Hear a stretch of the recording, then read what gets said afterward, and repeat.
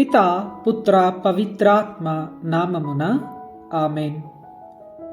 క్రీస్తునాథుని యందు మిక్కిలి ప్రియమైనటువంటి దేవుని బిడ్డలారా, ఈనాటి వాక్య ధ్యానాంశానికి మిమ్మందరినీ కూడా ప్రేమపూర్వకముగా ఆహ్వానిస్తూ ఉన్నాను.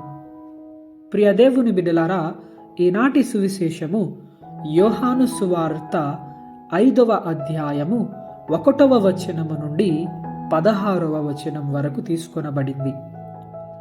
ఈ యొక్క సువిశేషాన్ని మనము ధ్యానం చేసినప్పుడు ఈ యొక్క సువిశేషములో మనకు 38 సంవత్సరములుగా వ్యాధితో బాధపడుతున్నటువంటి ఒక వ్యక్తి గురించి మనము వింటూ ఉన్నాము.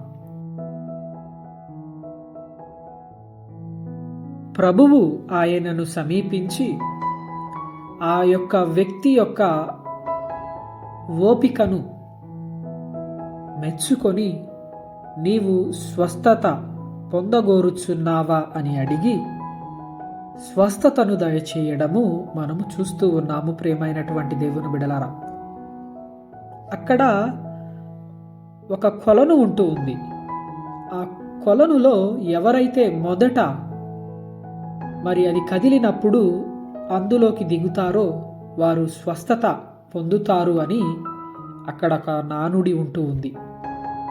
కానీ అక్కడ ఉన్నటువంటి ఆ యొక్క వ్యక్తి 38 సంవత్సరాలుగా ఎంత ప్రయత్నం చేసినా కానీ తనకంటే ముందుగా వేరే ఒకరు అందులోకి దిగి స్వస్థత పొందడం మనం చూస్తూ ఉన్నాము. కానీ అతడు ఆ యొక్క 38 సంవత్సరములుగా ఆయన యొక్క కృషిని మాత్రము వదులుకోలేదు, నిరాశ చెందలేదు, నిస్పృహ చెందలేదు. నిరీక్షణతో విశ్వాసముతో ఎదురు చూస్తూ ఉన్నాడు స్వస్థత కోసము, ఓపికతో. ప్రియమైనటువంటి దేవుని బిడ్డలారా, మనందరము కూడా ఈ యొక్క వాక్యాన్ని వింటున్నటువంటి మనము ఈరోజు అదే విషయాన్ని మన జీవితాలలో అలవాటు చేసుకోవాలి. ఓర్పుని, సహనాన్ని, అదే విధముగా దీర్ఘశాంతముగా ఉండేటువంటి మనస్సును మన జీవితాలలో మనం చూసినప్పుడు, కష్టం వచ్చినప్పుడు, ఏదైనా ఇబ్బంది వచ్చినప్పుడు,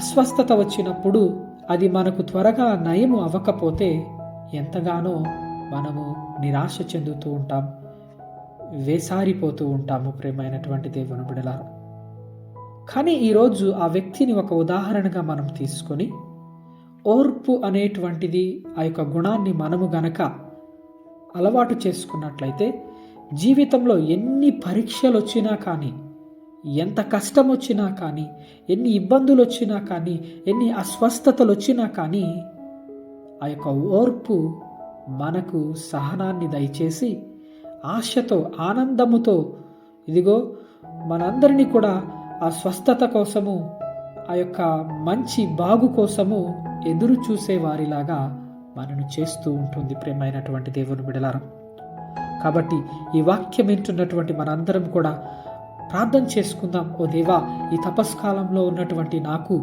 ఇదిగో నా జీవితంలో వస్తున్నటువంటి ఇబ్బందులను, కష్టాలను, బాధలను అన్నిటిని కూడా తట్టుకునేటువంటి ఓర్పుని, సహనాన్ని దయచేయి దేవా అని ప్రార్థన చేసుకుందాం. ఆ ప్రభువు ఇదిగో ఓపికతో గనక మనము ఆ ప్రభువు దగ్గరకు వెయిట్ చేసి వస్తే తప్పకుండా మనకు స్వస్థతను దయచేస్తూ ఉంటాడు.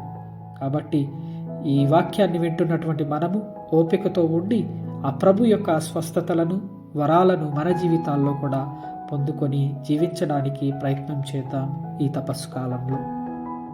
ఆమేన్.